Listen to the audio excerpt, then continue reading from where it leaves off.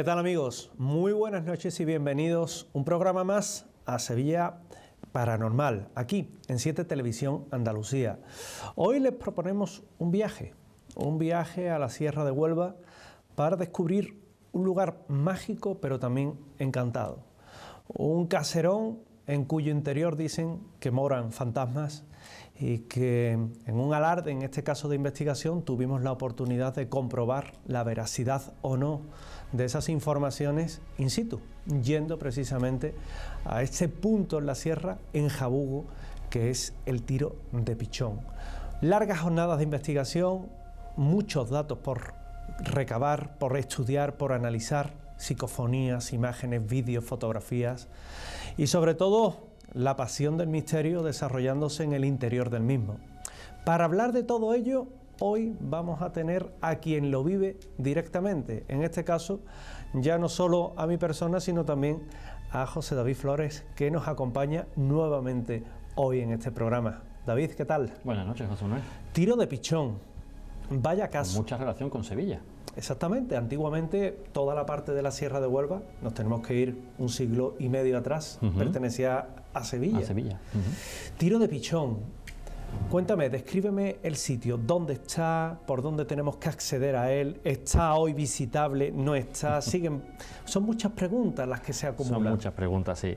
A ver, Tiro Pichón se encuentra en Jabugo, como bien dices, es una de las entradas desde la parte de Aracena hacia Jabugo, donde en lo alto de un montículo podemos encontrar un edificio, en este caso eran dos en su momento, en el que, bueno, están bien diferenciados. Una primera parte, que es esa que vemos en imágenes actualmente, correspondiente al arquitecto que, bueno, en Sevilla tantos edificios hizo, como fue Aníbal González, y una segunda parte más nueva, más moderna, que bueno, estaba adyacente a este edificio y que a día de hoy pues ha desaparecido, ¿no?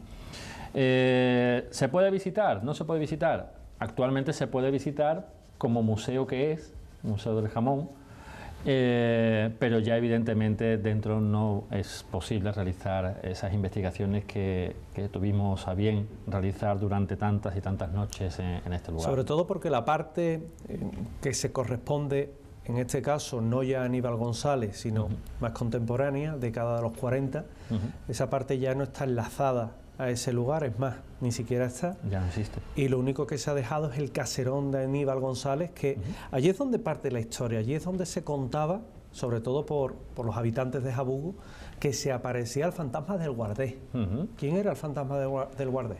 Pues el guardés era la persona que, como bien su nombre bien indica, era el que guardaba aquel lugar y que, bueno, pues fallece en este sitio y decían los vecinos, que no era extraño verlos por las ventanas de este edificio una vez que ya había fallecido, evidentemente, ¿no?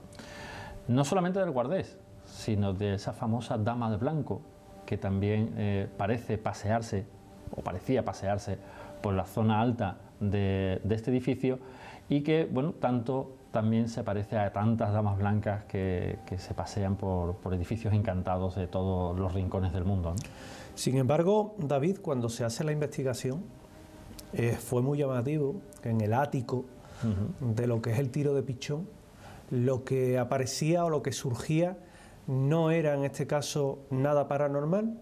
Es decir, aquel edificio que era en principio el más idóneo para este tipo de fenómenos extraños, al final ocurre que era donde no se detecta nada y donde sí se detecta es en la zona del albergue, que estaba anexa, que estaba aledaña, y ahí sí. Sin embargo, fue llamativo porque en ese ático, en el suelo, lo que había pintada era una estrella de 5 puntas, con spray rojo, el típico pentagrama, exactamente, todo circunscrito a un círculo, y luego una ouija que había improvisado allí sobre uno de los paneles de las ventanas, a modo de tablilla, que se utilizaba en este caso como fenómeno contactista.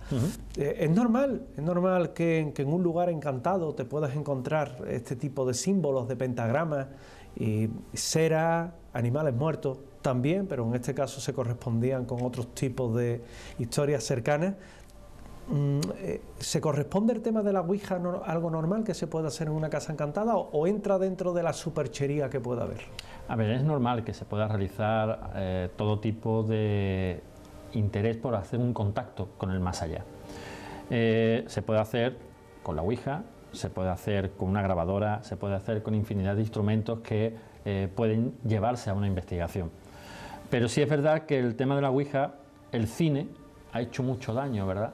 Y el cine ha hecho pues a todas aquellas personas que le tienen un pelín de miedo a lo que es la Ouija, pues bueno, el hacer siempre esas sesiones con ese miedo, con ese temor a que algo o alguien pueda venir del otro lado y quedarse con ellos, ¿no?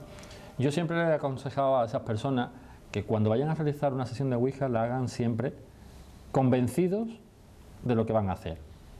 Eso de se abre una puerta, se abre... Bueno, eso de abrir una puerta, evidentemente si estamos intentando contactar con el más allá, pues tienes que abrir una puerta, ¿no? Pero de ahí a que vayan a quedarse con nosotros esas entidades, pues la verdad es que es harto difícil, ¿no? Pero bueno, ahí están, y se hacen mucho en muchos edificios encantados. Un pabellón real, que es el que tenemos en pantalla, con esa pequeña leyenda que les explica a nuestros espectadores lo que ocurre en él y demás. Sin embargo, las experiencias sobre todo tienen lugar, como comentábamos anteriormente, en el albergue, sí, en la zona del albergue, sí, principalmente en todo lo que eran las habitaciones donde pues las personas que iban allí estaban. A mí me llama también la atención que aún se conservaban las literas con esa pintura amarilla tan característica, con los colchones, las almohadas. ¿Qué es lo que pasa allí?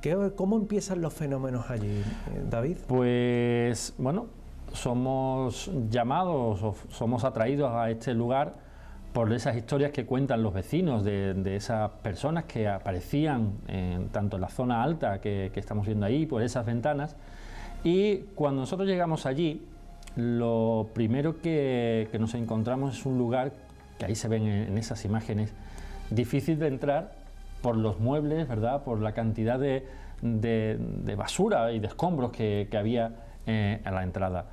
Cuando subimos por esa puerta, por esa escalera precisamente que se ve ahí, lo curioso fue aquella ocasión en la que cuando quisimos salir no encontrábamos la escalera, no sé si lo recuerdas, sí. José Manuel, pero no se encontraba esa escalera de salida, es como si la hubiesen borrado completamente de esas imágenes de que teníamos, de por donde habíamos entrado, ¿verdad?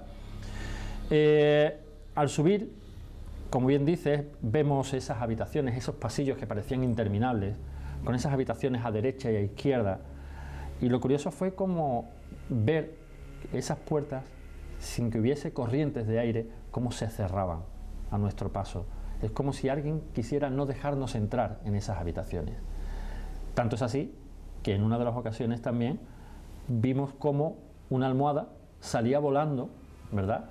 Y pasaba por al lado de nosotros, cayendo justo delante, ¿no? Nadie de nosotros había sido, nosotros nos guardamos. Hay que decir que sí es cierto que nosotros vamos a una investigación y nos reímos, es cierto, lo pasamos, intentamos pasarlo bien, pero no nos ponemos de bromas cuando estamos en el trabajo.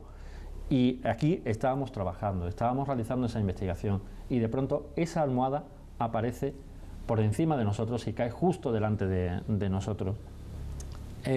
No solamente eso, quizás lo más impactante, o de las dos cosas más impactantes que a mí me han pasado en este sitio junto contigo, que íbamos juntos, fue esa imagen de ese vídeo, justo en ese ático, ¿verdad?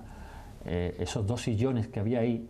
Cuando llegamos vimos a esa sombra de ese hombre sentado en ese sillón, cómo hace el amago de levantarse, volverse a sentar, levantarse e irse de donde estaba. Y eso está grabado. Yo recuerdo de aquella jornada que además había más testigos. Estaba Luis Mariano Fernández con nosotros, estaba Jordi Fernández, venían los hermanos González, José Manuel y Manuel González, dos excelentes amigos, y como grabando en aquel pasillo aquella sombra que surge de uno de los sofás que hemos visto precisamente en el vídeo, en ese carrusel de imágenes que se han puesto inicialmente, cómo se levanta algo, sale andando hacia un determinado lugar y vuelve atrás y nos deja sorprendidos. O aquel aporte. Eso, ese es el otro caso que claro, una cadenita de plata que no era de nadie, que escuchamos caer y cuando acudimos a ver qué había sido, está perfectamente alineada a la entrada precisamente de lo que es el pasillo que distribuye las habitaciones del albergue y el saloncito ese final. Un aporte que además se mandó a analizar y la plata era vieja. Sí. La plata era de hace, pues en este caso, hacía 70 años y te quedas sorprendido como diciendo, bueno, ¿cómo es posible?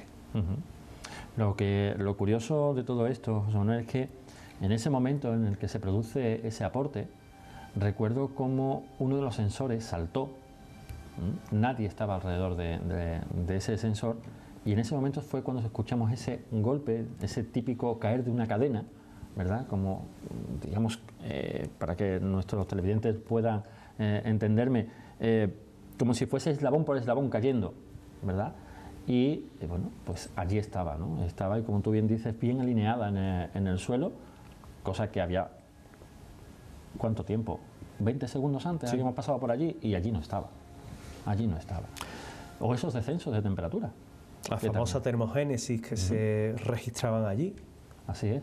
Descenso de temperatura que recuerdo, estábamos en una conexión de una emisora de radio en la cual, bueno, íbamos narrando un poco cuál es la labor que estábamos realizando allí, y en un momento dado hay un descenso de temperatura de 20 grados, que ya es decir, que nosotros mismos pudimos notar por ese vaho que bueno, salió exhalado por nosotros, evidentemente, a ese descenso brusco de temperatura, ¿no?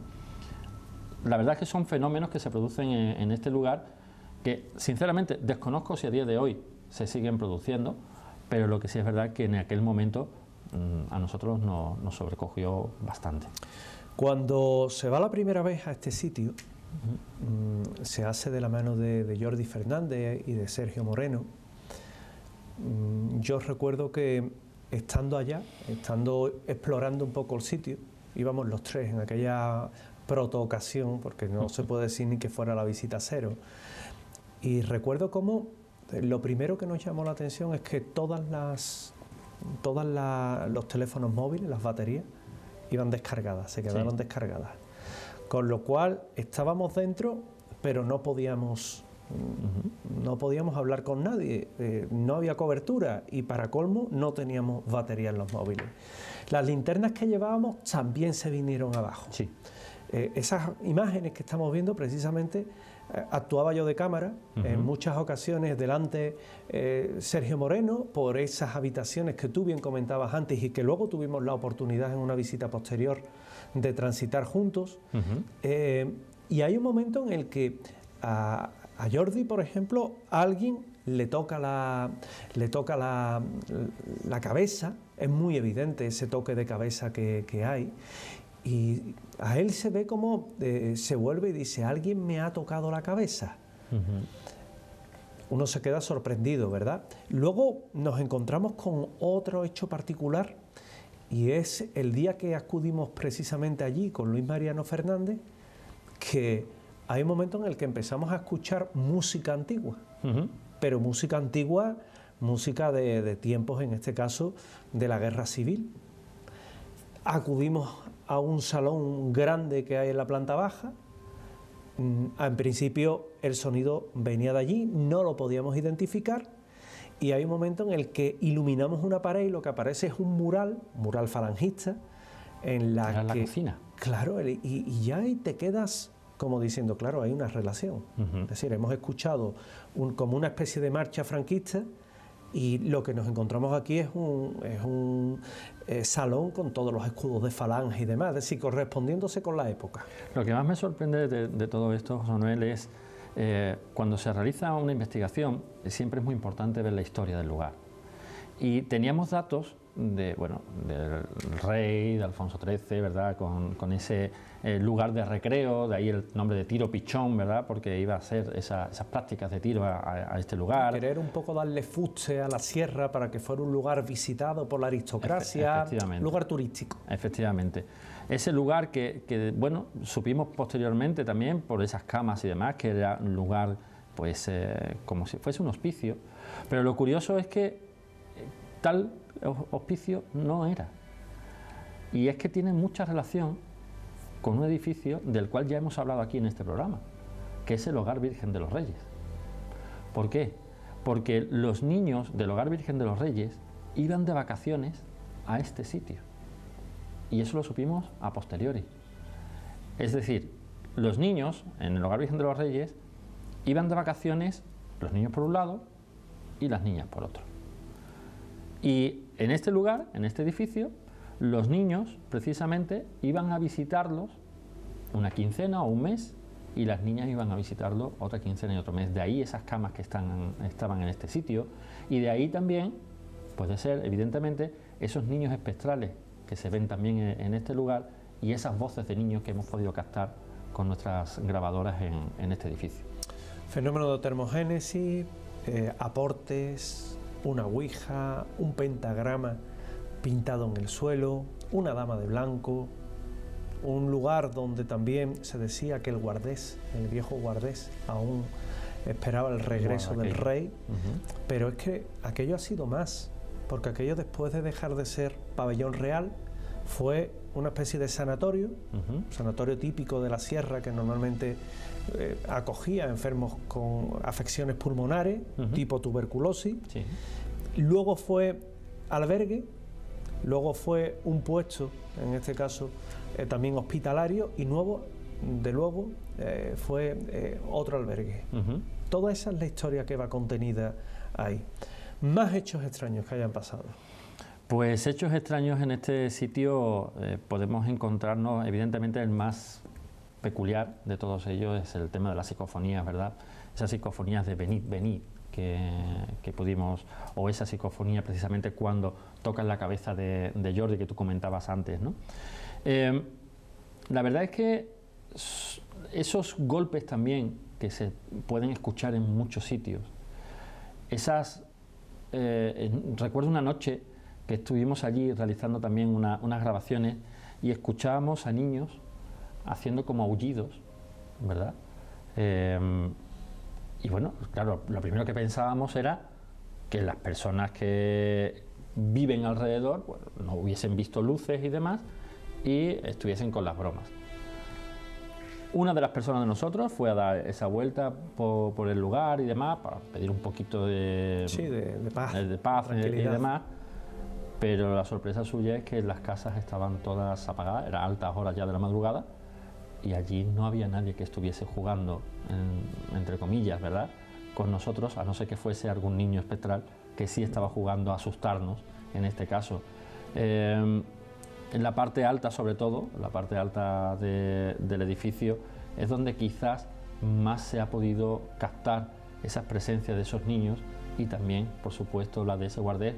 Recuerdo una fotografía en la que en una de las vidrieras que todavía quedaban en este edificio, pues se ve la cara de un hombre, y no es una pareidolia, hay que decirlo, y que está relacionada podemos decir que está relacionada con esa imagen de ese guardés, porque la fotografía junto con esa imagen que se capta ahí la pudimos comparar y la verdad es que son muy similares. ¿Nos vamos a escuchar psicofonías? ¿Te parece bien? Vamos a escuchar psicofonías. Sobre todo porque seguramente nuestros espectadores que siguen este programa con interés tienen ya curiosidad, aparte de esas imágenes que hemos estado viendo de la investigación y demás, de escuchar psicofonías. Vamos a empezar a escuchar este lote que hoy ilustra precisamente esta investigación para empezar a documentar precisamente esos sonidos que provocan esas voces del otro lado o esas voces de nadie.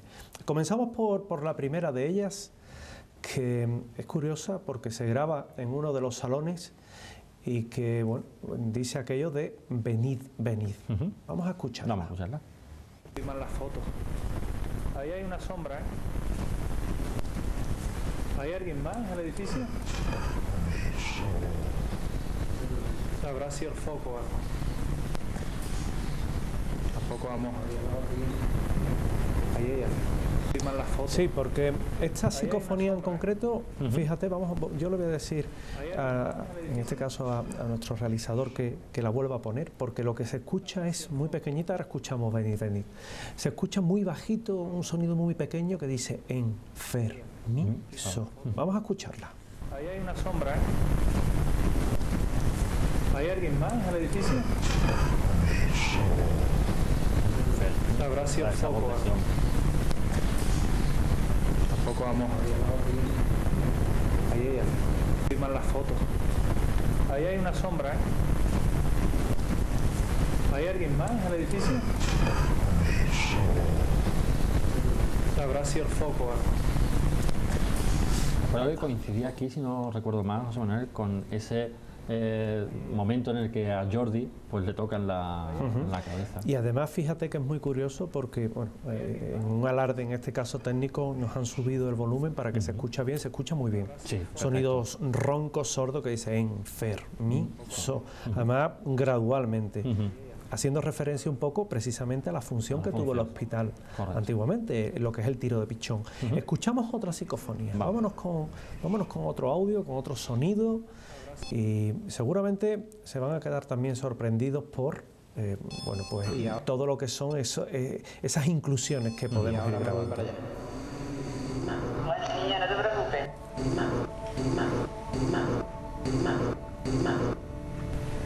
Vamos. Y ahora me voy para allá. Niña, no te preocupes.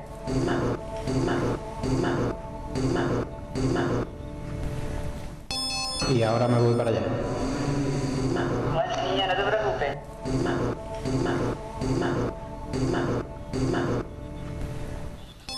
Y ahora me voy para allá.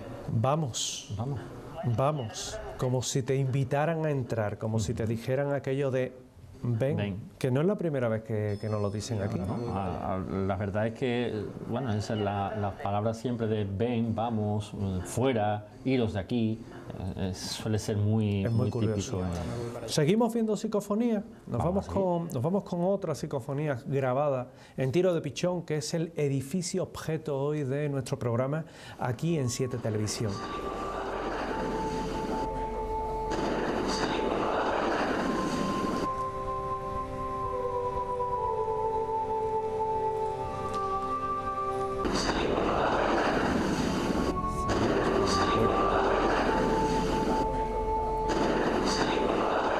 Salimos por la puerta.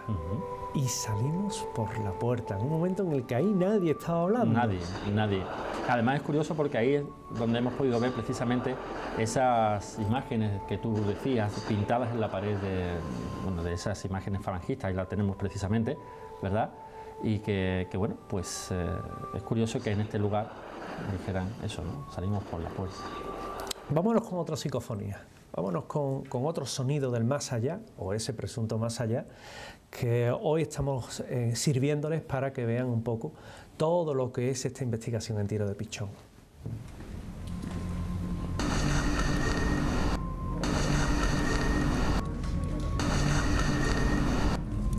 A ver, pero bueno, aquí está algo ahí, ¿no?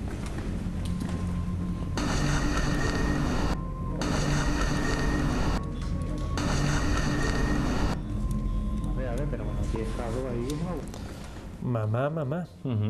Tal vez algunos de los inquilinos, entre comillas esto de inquilinos del albergue, David. Niños, ¿verdad? De esos niños que comentábamos que, ¿por qué no? ¿Qué más lo tuvieron que pasar estas criaturas en aquellos hospicios, aquellos albergues de la época?